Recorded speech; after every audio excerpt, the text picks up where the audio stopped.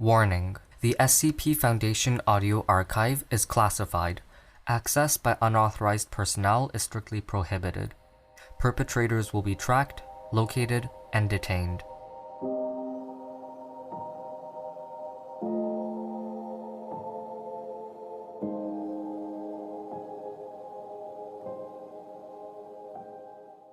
Post Office.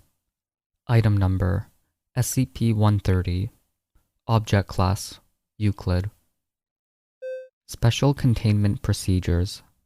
SCP-130 is to be staffed by 12 D-Class, 6 security agents, Level 2 to 130, and 1 researcher, Level 3 to 130, twice per day, starting at 1/2 hour before local sunrise and sunset.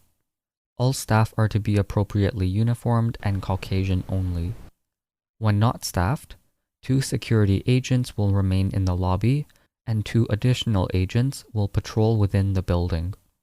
Agents are advised not to prevent people from entering the lobby, but to notify MTF Alpha 4 Pony Express to intercept anyone who receives a mail or a package.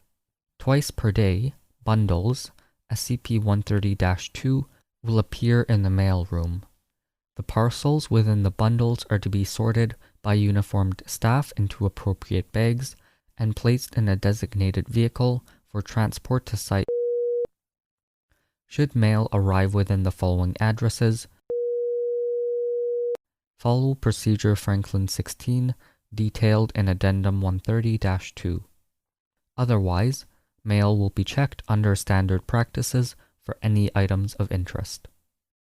Objects are not to be placed for outgoing mail unless certified orders are given by O5. Procedure Franklin 17 outlines the protocol used in these cases. Should anyone else enter SCP-130 to use the outgoing mail slot, they are permitted to do so, then intercepted by MTF Alpha 4 as soon as possible for questioning.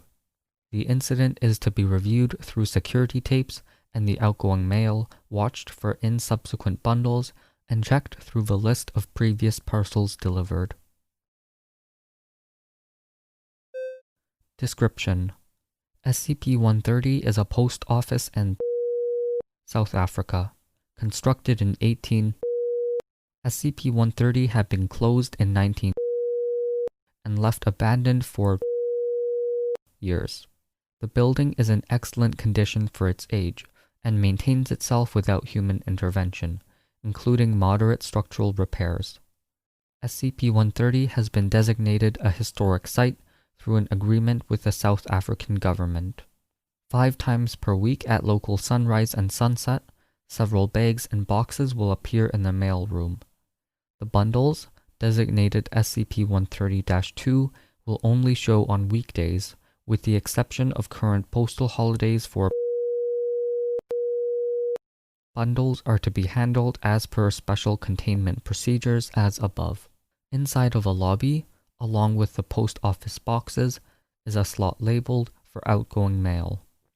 The slot is able to accept packages up to 40 centimeters wide and 6 centimeters high, with no apparent limit for length.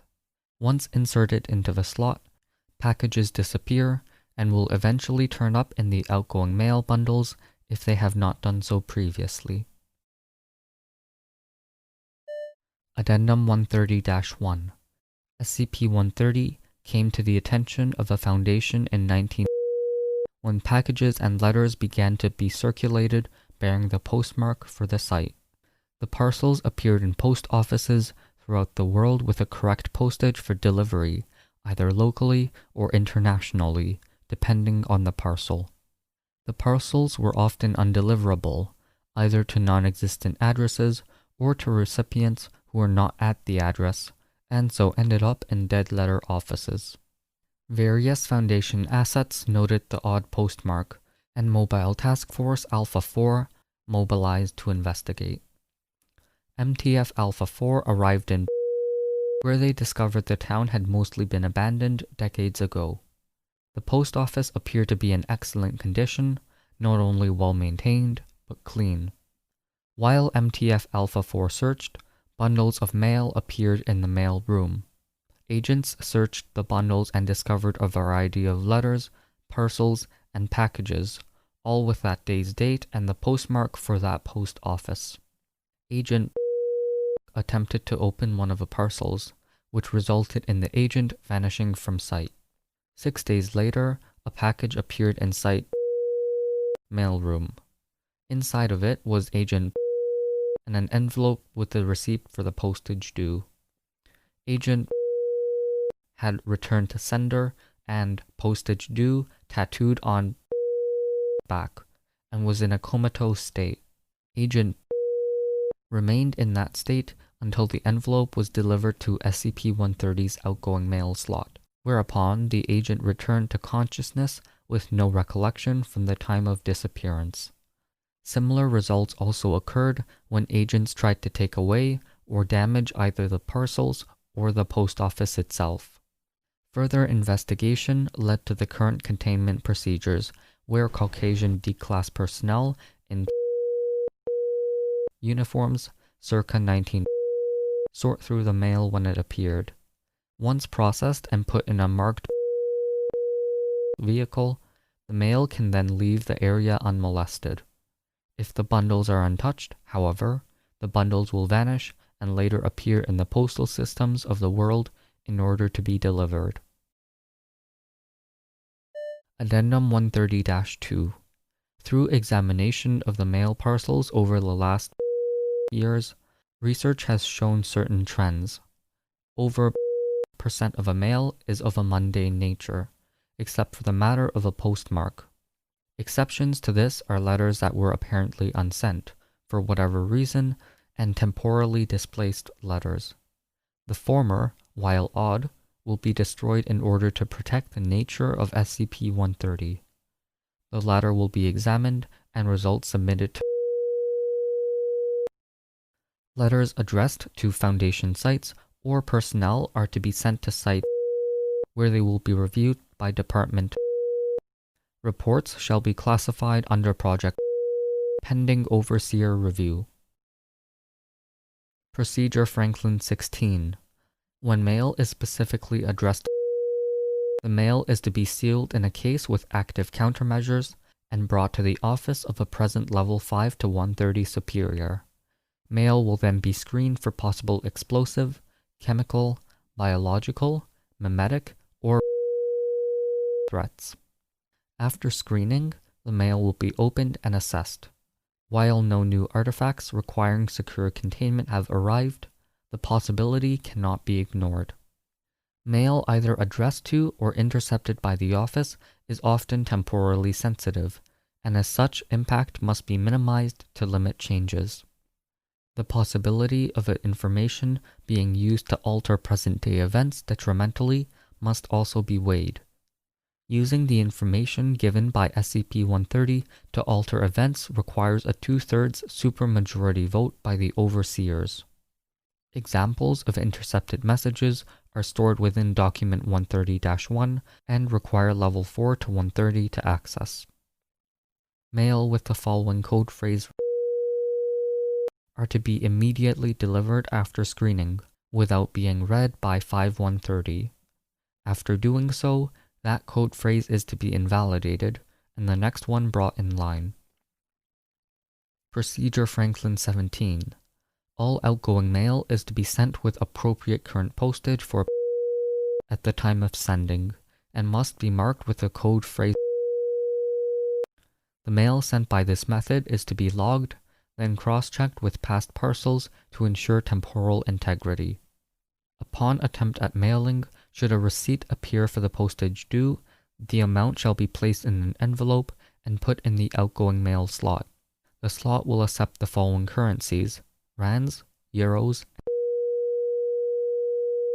The use of counterfeit measures will result in a lethal reaction by SCP-130, and an additional fine will be levied until mail can be sent again. Addendum 130-3. After the end of Apartheid, SCP-130 no longer restricts postal staff to be white only. Incident 130-6. On a package for one arrived with the address for a post office box at the site. Dr. the researcher assigned to SCP-130, placed the parcel into the POB and waited. Minutes later, an unknown person identified as walked into the lobby. The subject appeared to be briefly puzzled and walked over to the box. The locked box opened at his touch, and he expressed surprise at seeing the parcel with his name on it. MTF Alpha 4, being on site, was dispatched to investigate once the subject was out of sight of SCP-130 and subsequently interviewed. The subject had no plans to visit that day, but had felt an unexplained desire to go there while driving nearby to visit family in the area. Upon opening the package, a Class A amnestic was administered to the subject and was released after memory insertion.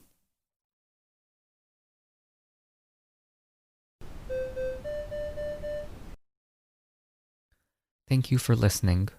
Intro music was from Punch Deck. You can find more at soundcloud.com/punch-deck. Level 2 patrons or higher get early and ad-free episodes. Everything is listed in the description, and I also have a form where you can request to have any SCP read.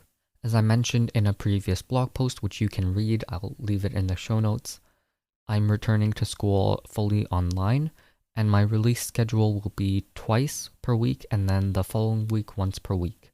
And this will alternate until Season 2 finishes sometime in December or January. I'm not sure if I'll be able to hold the schedule up, especially because this year it'll be super busy, but I will try my best. Anyways, following me on social media, rating and reviewing always helps. Thanks for listening, and I will see you in the next episode.